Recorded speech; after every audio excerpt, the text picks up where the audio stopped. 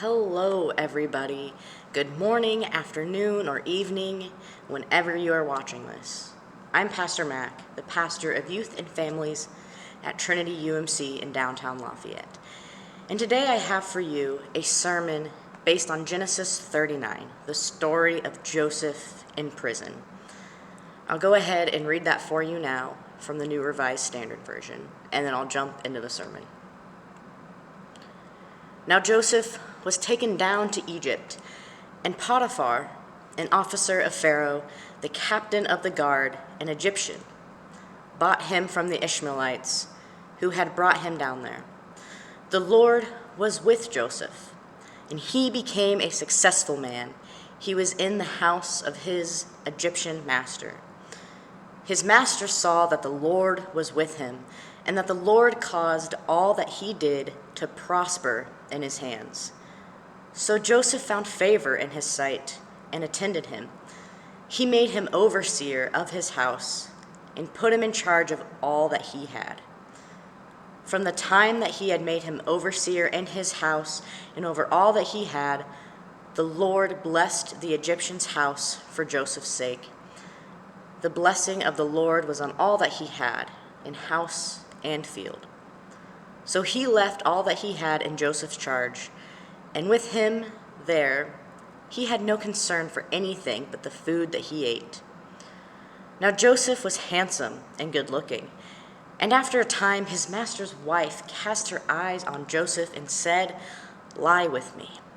But he refused and said to his master's wife, "Look, with me here, my master has no concern about anything in the house, and he has put everything that he has in my hand.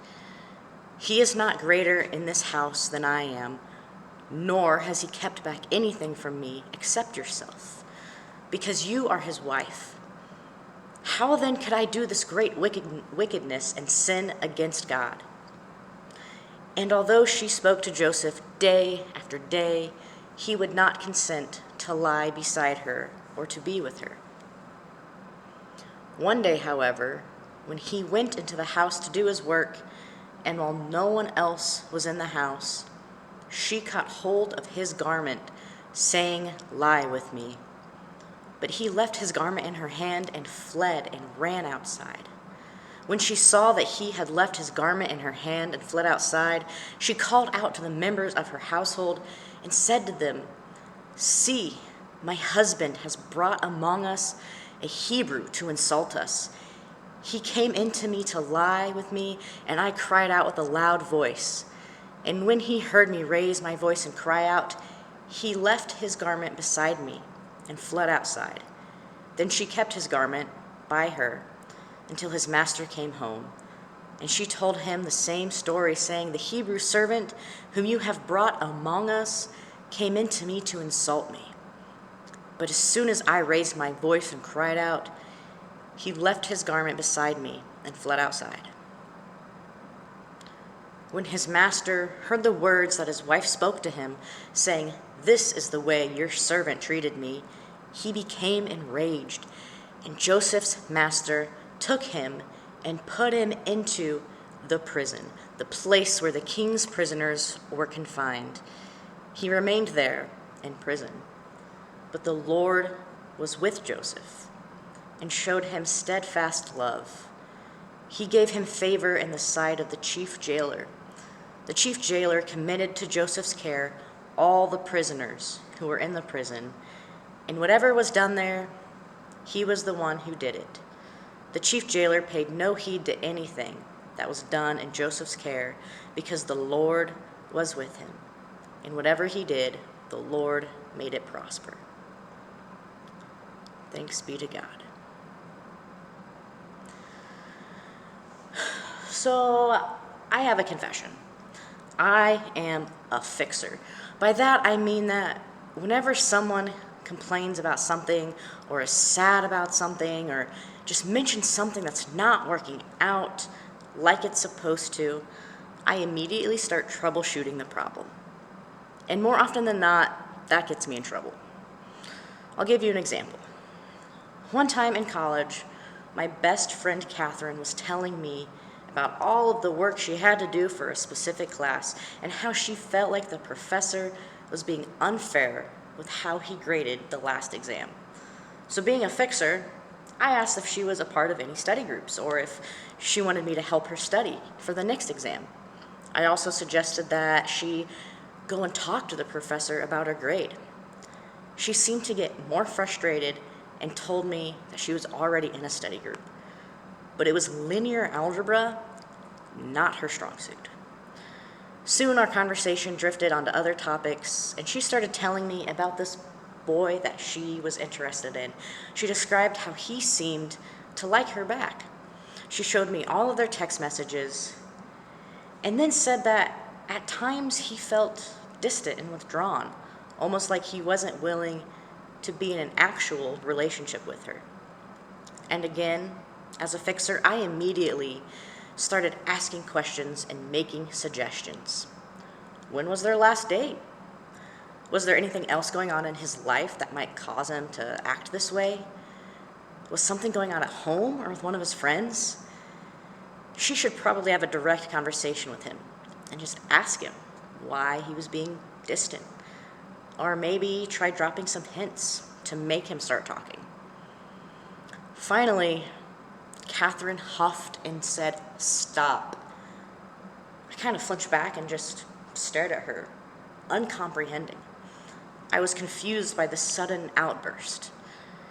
But she continued, saying, "Mack, just stop, okay? You always do this. I didn't ask for your help. I don't need help solving anything. I just want you to listen to me, to agree with me. When I say I'm struggling in math and don't like the professor, I want you to say, yeah, Catherine, math is hard. I'm sorry that your professor is terrible. And then when I complain about Jake or about any other boy, just let me complain. You don't need to defend him or investigate him or try to fix my problem. Just sit here and let me vent. I love you, but you can't fix everything. Sometimes I just want you to be here with me in my pain and sadness, even if that seems silly to you." Catherine taught me a crucial lesson that day, but we'll come back to it in a little bit. The scripture we read today is just one snippet in the story of Joseph. In fact, his story is one of the longest narratives in the Old Testament, and it's the longest in Genesis. It covers a whopping 13 chapters. And this story is full of ups and downs and U-turns and curveballs, and many people say it's a roller coaster. I guess that's kind of true. Even within this one chapter that we read, he has a slow and steady incline with a sudden and scary drop at the end. But let's rewind for a minute and go over what events led to Joseph being taken to Egypt. Many of us remember him for his multicolored or ornamented robe, better known as his amazing Technicolor Dreamcoat. And it's this robe that gets him in trouble. His father Jacob, also known as Israel, gives him this special robe because he is Jacob's favorite son. His older brothers know this, and Joseph has the gall to tell their father that those brothers have been goofing off and not doing their job as shepherds. Because of these things, they start to despise Joseph. He's their annoying little brother, little half-brother, and daddy's favorite. And then Joseph tells them about his dreams, where they and their parents all bow down to him. His brothers are now enraged at him, and so they do what all brothers do. They conspire to kill him. At the next opportunity, they throw him into a cistern with no water in it. And it's only because of the eldest, Reuben, that they don't actually kill him at this point. Instead, they do the next closest thing. When Reuben isn't looking, they sell him to some traders for 20 pieces of silver. and then they dip Joseph's amazing robe in some goat blood to convince Jacob, their father, that Joseph is dead. Now this is where our text picks up in chapter 39, with Joseph betrayed by his brothers and being sold to Potiphar, Pharaoh's captain of the guard. 17-year-old Joseph is now a slave. This is the first big drop in the roller coaster of Joseph's life. In verse 2, it says that the Lord was with Joseph, and he became a successful man. So here's the part of the coaster where it starts ticking up slowly, and by the time it rises, and this time it rises even higher than it did before, as Potiphar, his master, notices that the Lord is with him, and that the Lord makes everything around Joseph prosper. Potiphar decides to trust Joseph with everything. And I mean everything: his house, his fields, the other slaves. And it says that God continued to bless everything Joseph did. But Joseph doesn't see the next drop hiding around the corner. Because you see, Joseph did not quite have everything in Potiphar's house. Potiphar rightly keeps his wife to himself, but she has other plans. She sets her sights on the handsome Joseph and demands that Joseph sleep with her. So Joseph, being the upstanding guy that he is, says no way. Well, actually, he points out that Potiphar has given him everything but her. So how could he betray Potiphar and sin against God by doing this, by sleeping with her? She doesn't give up, though. She pesters him day in and day out whenever she sees him. And finally, one day, she catches him alone in the house. No other slaves or household members around. She grabs his robe, his cloak, and once again says, "Lie with me."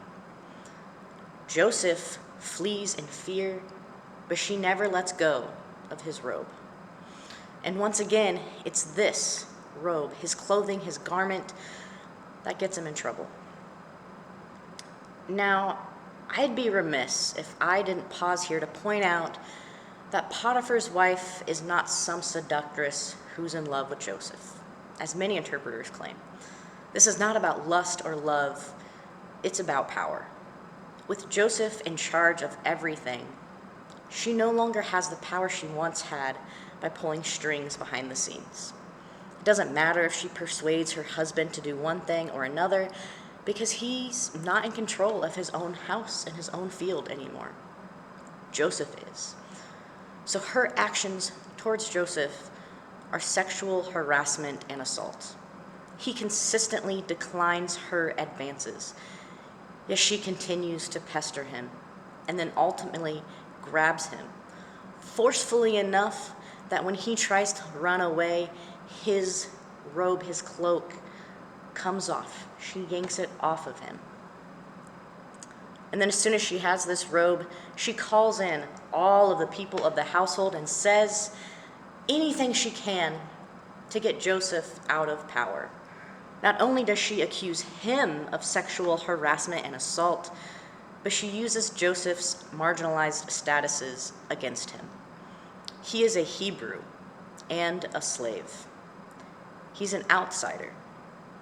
Not only that, but he has transgressed the social order by becoming a slave with just as much power, if not more, than the master.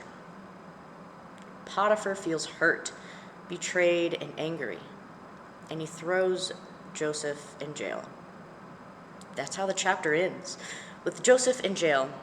And in fact, we know that he stays there for at least 2 years.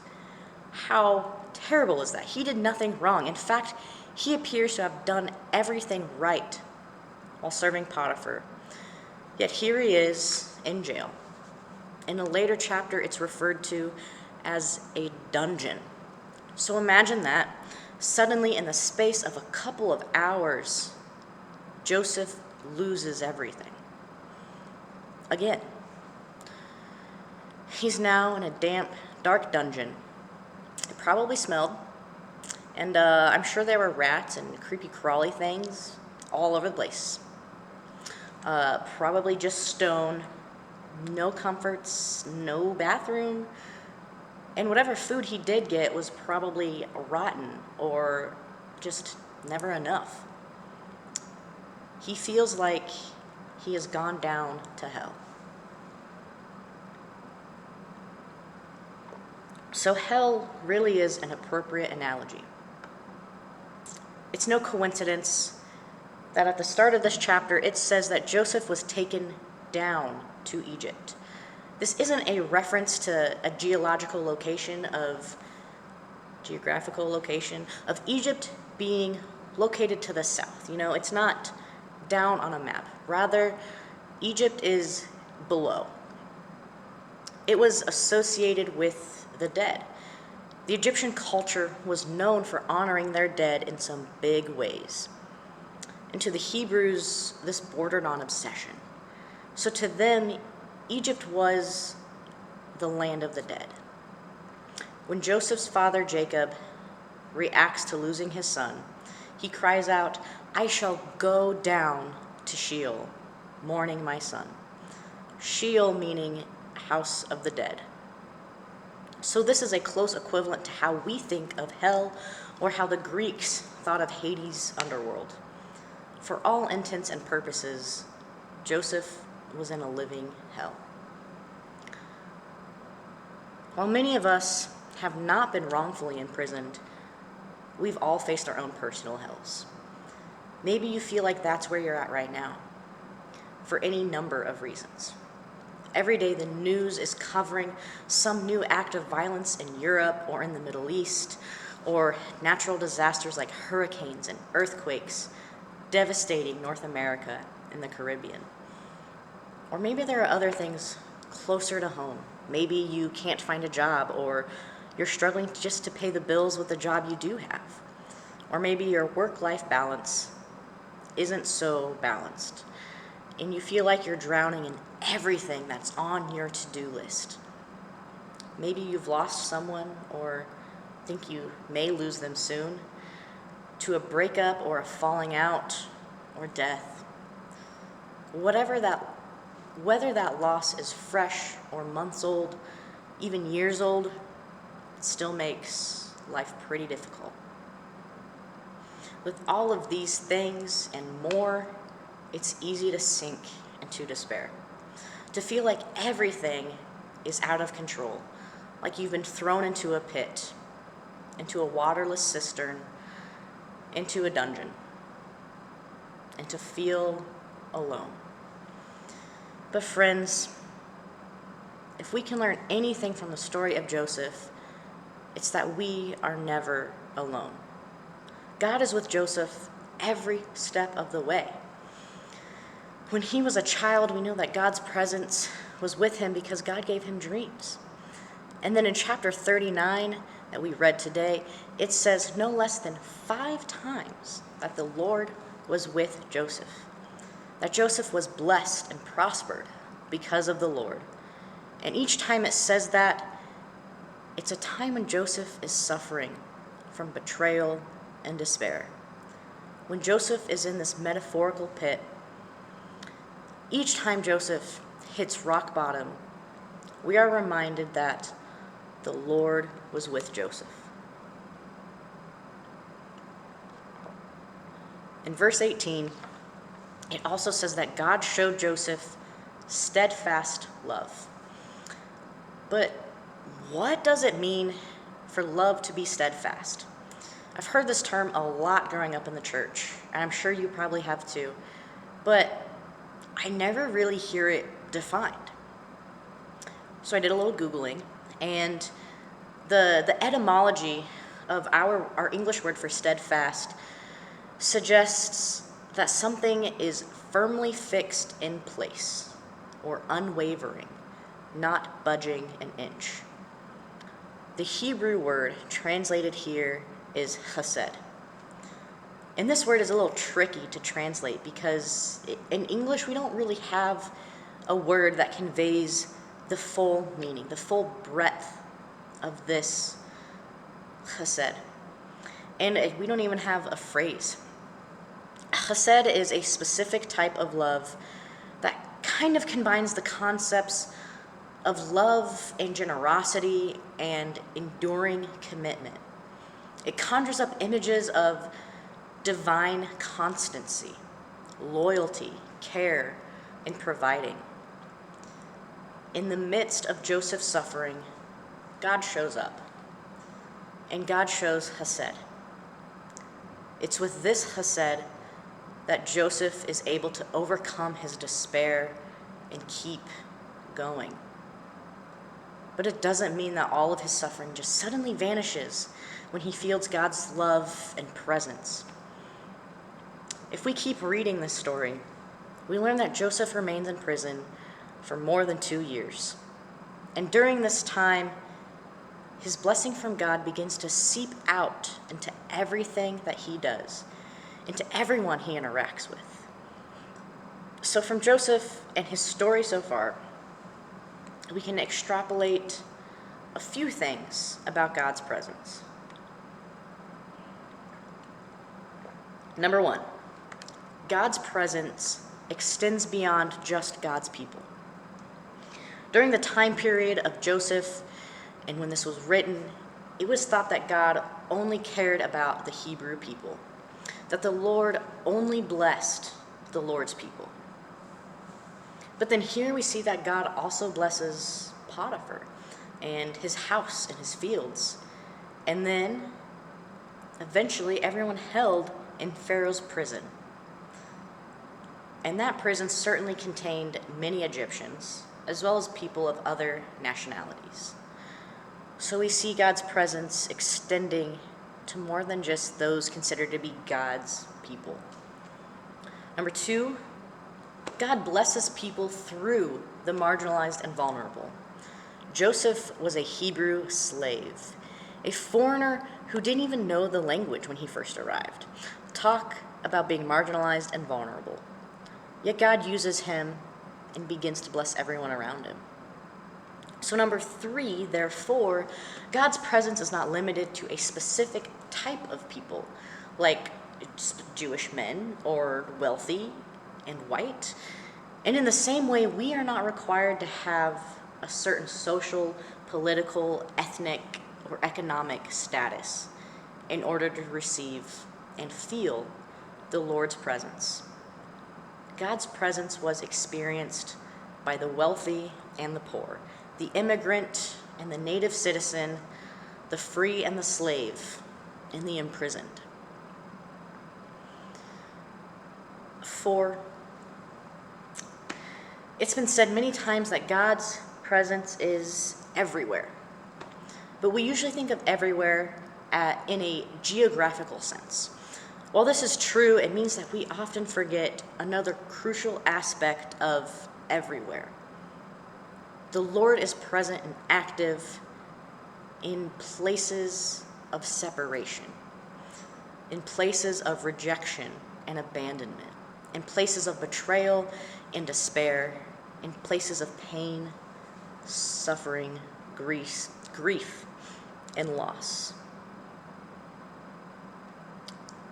God is present in all people, in all places, at all times. At all times means when things suck and when things are great, and all the times in between. We often don't notice God's presence when things are going well. It's when times are tough, when we are hurt, confused, lost, when we don't think we can go on, when we need God's comfort or strength. Then we start looking for God and noticing God's presence in our lives. God is with us for the entire roller coaster ride, whether we're riding solo or with our buddies. So I mentioned that God's blessing on Joseph impacts everyone around him. Indeed, God's blessing is not just for Joseph. By the end of the story, all of Egypt is saved from a famine by God's actions through Joseph. Even while suffering, even in hell, Joseph keeps returning his eyes, his attention to God. He could have chosen to give up, to give in to his anger and bitterness, his despair over having lost everything. Yet we see him become a person that others rely on, a person whose presence lifts the spirits of those around him, a person who chooses to be kind to everyone, regardless of their social status and nationality or ethnicity. This in turn leads to these people not just reciprocating Joseph's kindness, but spreading it to the people in their own life. And because of this, their community prospers. And just like Joseph, we too can share God's chesed and blessing with the people we interact with friends and family, with acquaintances and coworkers, with strangers at the store and on the street, even when we're suffering, even when we feel trapped or stuck with no way up. We have the power to lift others up, or at least prop them up. We can lean on each other.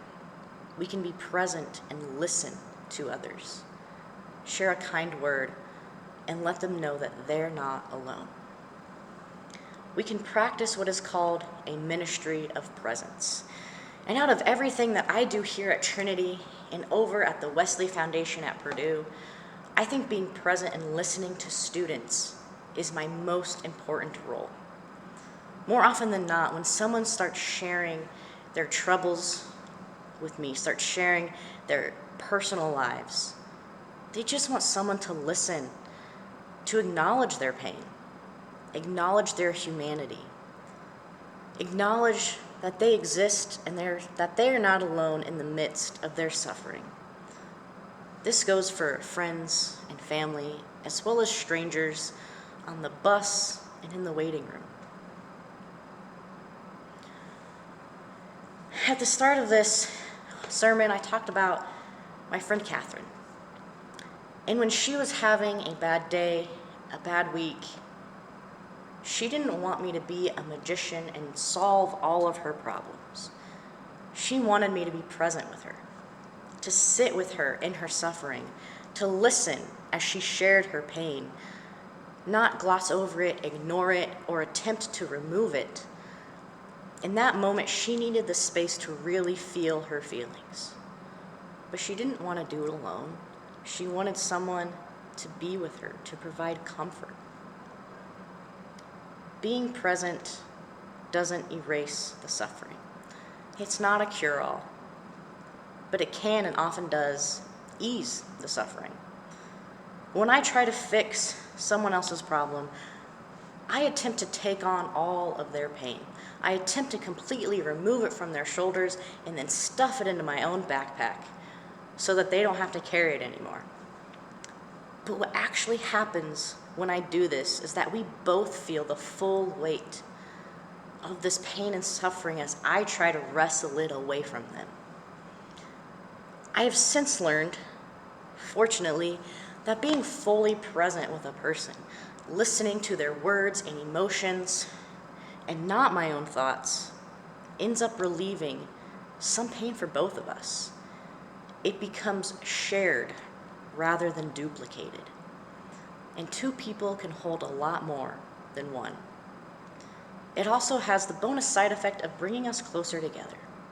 That shared vulnerability strengthens our relationship with each other, and more often than not, it strengthens our relationship with God.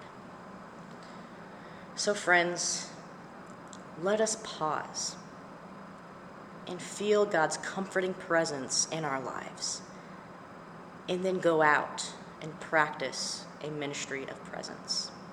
Amen. I'll leave you with this word of blessing. God is with us. In the peaks and the valleys, while thriving and just surviving, God's loving presence fills us and sustains us. Let us return our eyes to the Lord and continue to share God's steadfast love, God's chesed, with our communities. Go in peace.